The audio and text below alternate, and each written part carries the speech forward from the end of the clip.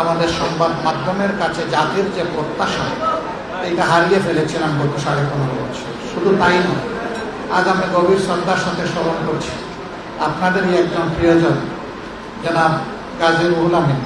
তিনি আজীবন সংবাদ মাধ্যমের স্বাধীনতার পক্ষে লড়াই করে গিয়েছেন, মানুষের অধিকারের পক্ষে লড়াই করে গিয়েছেন। তাকেও নিবর্তিত হয়ে জেলে পুরা হয়েছিল।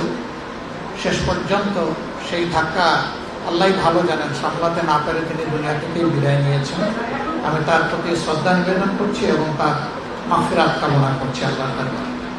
শুধু তাই না, আমাদের সম্পাদকের সাথে কি আচরণ করা হয়েছে দফায় দফায় আপনারা জানেন। এমনকি তাকে হত্যার উদ্দেশ্যে প্রকাশ্য দিবালোকে কোর্ট প্রাঙ্গণেও তার উপরে আক্রমণ চালানো হয়েছিল, রক্তাক্ত করা হয়েছিল। সাংবাদিক শহীদুল আলম, তার আরেক নজির। কবি ফরহাদ মাজহার কিডন্যাপ হয়েছেন, তার নজির। এরকম কতজনের কথা বলবো আমি জানি না। মূল উদ্দেশ্য ছিল সংবাদ মাধ্যমে যারা সত্যিকার অর্থে সাদাকে সাদা বলবেন, কালোকে কালো বলবেন, তাদের কণ্ঠগুলা স্তব্ধ করে দেওয়া, এবং তারা সফল হয়েছিল। সেই সফলতার রেশ এখনো চলছে বলে মাঝে মাঝে যেন মনে হয়। আমরা ফেসিবাদ থেকে আংশিক নয়, পূর্ণ মুক্তি চাই। এটা যার আমলেই হোক, যখনই হোক। ফেসিবাদ কখনো জাতিকে ভালো কিছু দিতে পারে নাই, পারবে না। এবং সাংবাদিক বন্ধুদেরকে শুধু এতটুকু অনুরোধ করবো, আপনাদের পরিচয় হচ্ছে আপনারা জাতির বিবেক। আপনারা বিবেক অনুযায়ী চলবেন। হায়াত মউত আল্লাহ তাআলার হাতে। জন্ম একদিন নিয়েছি, মৃত্যু একবারই হবে। লড়তে হবে বীরের মতো, মাঝখানে আর কোনো আপোষ নাই।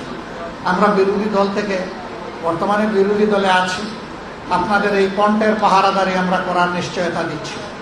কিন্তু এই কাজটা দিতে হবে সরকারি দল।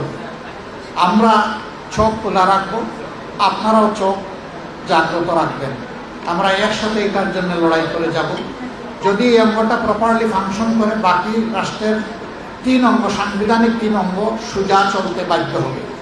আর এই অংশ যদি ভঙ্গুর হয়ে যায়, ব্যর্থ হয়ে যায়, বাকি 3 অংশ অটোমেটিক্যালি 3 অঙ্গ ব্যর্থ হয়ে যাবে। আমরা সেই ব্যর্থতা আর দেখতে চাই না।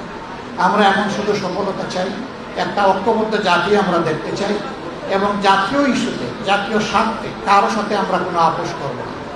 সরকারি দল যদি সেই ক্ষেত্রে অনড় থাকে, আমরা তাদেরকে পাশে থেকে শক্তি যোগাবো, একসাথে লড়াই করব।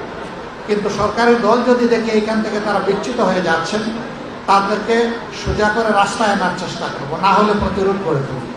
এটি হবে আমাদের নীতি। আমরা সেই বাংলাদেশটাই চাচ্ছি, যেই বাংলাদেশে আর ফেসিবাদ আসবে না ফিরে, এবং যেই বাংলাদেশ আর কোনো আধিপত্যবাদের কাছে মাথা নত করবে।